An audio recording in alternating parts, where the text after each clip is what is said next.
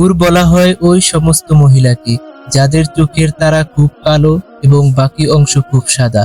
তাদের চোখের অন্য এক সৌন্দর্য বর্ণনায় বলা হয় ইন, অর্থাৎ যার অর্থ হচ্ছে ডাগর ডাগর চোখ বিশিষ্ট।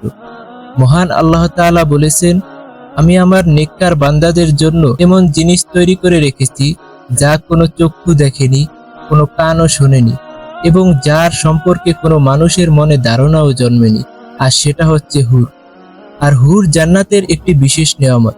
আল্লাহ তাআলা পবিত্র কোরআনে হুরদের দৈহিক গঠনের বিবরণ দিতে গিয়ে বলেছেন, তাদেরকে আমি করেছি কুমারী, সোহাগিনী, সমবয়স্কা।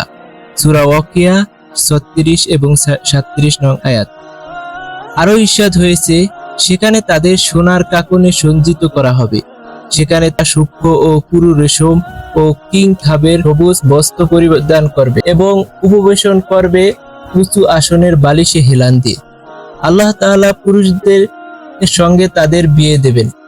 পবিত্র কোরআনে এই সম্পর্কে ইরশাদ হয়েছে, আল্লাহ তাআলা বলেছেন, আমি তাদেরকে বিয়ে দিয়ে দেব ডাগর নয়না হুরদের সাথে। প্রিয় নবী সাল্লাল্লাহু আলাইহি ওয়াসাল্লাম ইরশাদ করেছেন, জান্নাতি রমণীদের পরিহিত পোশাক ভেদ করে তাদের পায়ের গোছা, শুভ্রতা এবং অস্থির মজ্জা দেখা যাবে।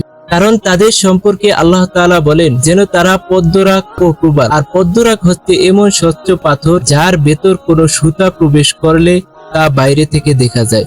তিরমিজি হাদিস নং 2532। হাদিসে নবী করিম সাল্লাল্লাহু আলাইহি ওয়াসাল্লাম জান্নাতি হুরদের রং সম্পর্কে জানিয়েছে। তাদের 4 রঙে সৃষ্টি করা হয়েছে, যেমন সাদা, হলুদ, সবুজ ও লাল। তাদের দেহ মৃগ নাভি, আম্বর ও কাপুর দ্বারা সৃষ্টি। যদি একজন রমণী পৃথিবীতে সামান্য থুতু নিক্ষেপ করে, তাহলে তাদের থুতুর বিনিময়ে সমগ্র পৃথিবী সুঘ্রাণে মুখরিত হয়ে যেতে থাকবে। তাদের বক্ষের মধ্যে আল্লাহ তাআলার নাম ও তাদের স্বামীর নাম লেখা রয়েছে। প্রত্যেকের হাতে 10টি করে স্বর্ণের কঙ্কর থাকবে।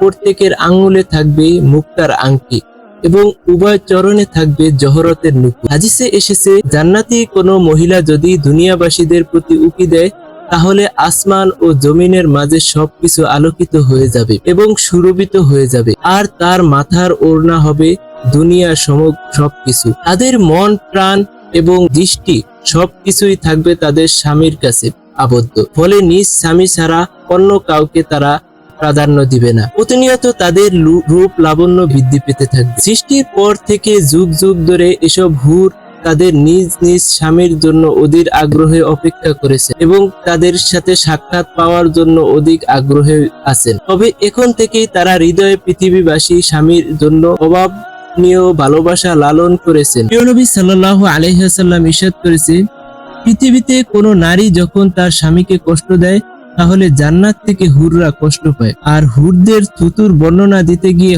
ইবনে আব্বাস রাদিয়াল্লাহু তাআলা আনহু বলেন, বেহেশতের এক প্রকার হুর আছে, তাদের বলা হয় লোয়াব। তারা যদি দুনিয়ার সাগরে মুখের থুতু বা লোয়াব নিক্ষেপ করত, তাহলে সাগরের সব জলরাশি মিষ্টি হয়ে যেত এবং তাদের বুকে লেখা থাকবে, যারা আমার মতো হুর পেতে পছন্দ করে তারা যেন আমার প্রভুর অনুগত্য করে আমল করেন। অতএব আল্লাহ তাআলা যেন মুসলিম উম্মাহকে কোরআন সুন্নাহ অনুযায়ী আমল করে জান্নাতে যাওয়ার তৌফিক দান করুক। আমিন।